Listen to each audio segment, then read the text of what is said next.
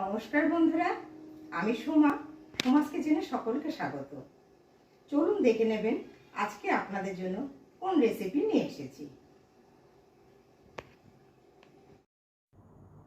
আজকে আপনাদের সাথে একটা মাছের ঝোলের রেসিপি শেয়ার করব। একটা হালকা পাতলা মাছের ঝোল, যেটা গরম ভাত দিয়ে অসাধারণ লাগে। কাঁচা লঙ্কা চেরা দিয়ে কাতলা মাছের ঝোল। তাহলে চলুন দেখে নেবেন রেসিপিটা। এখানে 4 পিস কাতলা মাছ নিয়ে নিয়েছি। মাছগুলোতে খুব ভালোভাবে নুন হলুদ মাখিয়ে নেব। গ্যাসে কড়া বসিয়ে সর্ষের তেল গরম করে মাছের পিসগুলো দিয়ে দিলাম। দুটো পাশই খুব ভালো করে ভেজে নেব, বেশি কড়া ভাজবো না। একটু উল্টিয়ে পাল্টিয়ে দুটো পাশই খুব ভালো করে ভেজে নেব।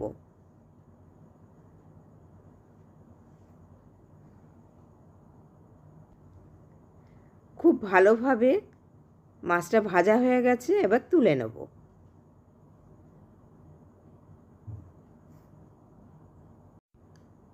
ওই তেলের মধ্যে দিয়ে দেবো হাফ চামচ কালো জিরে আর দুটো চেরা কাঁচা লঙ্কা। খুব ভালো করে একটুখানি ভেজে নেব। কালো জিরে কাঁচা লঙ্কা ভাজার সুন্দর গন্ধ বেরিয়ে গেছে। এবার এর মধ্যে দিয়ে দেবো হাফ চামচ গ্রেট করা আদা। আদাটা দিয়ে একটুখানি ভেজে নেব, কাঁচা গন্ধটা চলে যাওয়ার জন্য।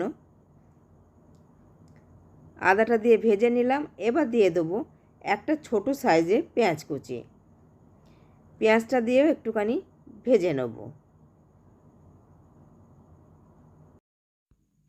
পেঁয়াজটা ভাজা হয়ে গেছে, কালার চেঞ্জ হয়ে গেছে। এবার দিয়ে দিলাম একটা টমেটো কুচি।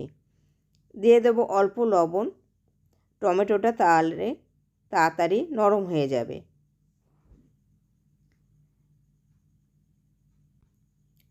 টমেটোটা নরম হয়ে গেছে। এবার এর মধ্যে দিয়ে দেবো হাফ চামচ জিরে গুঁড়ো, হাফ চামচ ধনে গুঁড়ো, হাফ চামচ কাশ্মীরি লঙ্কা গুঁড়ো আর হাফ চামচ হলুদ গুঁড়ো। সামান্য একটুখানি জল দিয়ে খুব ভালোভাবে মশলাটা কষিয়ে নেব। মশলাটা খুব ভালোভাবে কষানো হয়ে গেছে, তেল ছেড়ে এসছে। এর মধ্যে ভাজা মাছগুলো দিয়ে দেব। মশলার সাথে একটু উল্টিয়ে পাল্টিয়ে কষিয়ে নেব।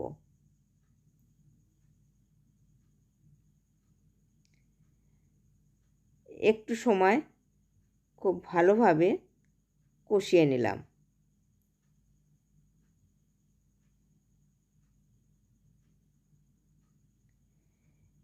এবার এর মধ্যে দিয়ে দেবো গরম জল।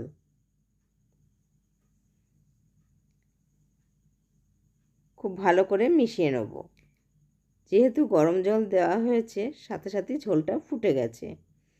এর মধ্যে দিয়ে দেবো দুটো কাঁচা লঙ্কা।